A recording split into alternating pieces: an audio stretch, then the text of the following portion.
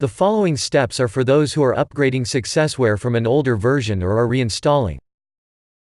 If you are installing SuccessWare for the first time, please click the link in this video's description. Before you begin, quit SuccessWare if it is currently open. After downloading SuccessWare, open the downloaded file.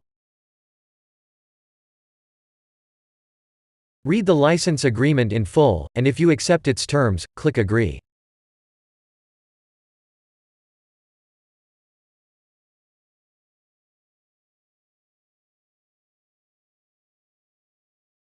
Double-click the Applications folder icon to open your Applications folder.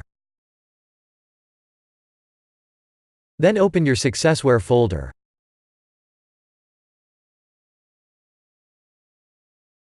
Drag the SuccessWare application to your SuccessWare folder within your Applications folder. When asked what to do with the existing SuccessWare application, choose Replace.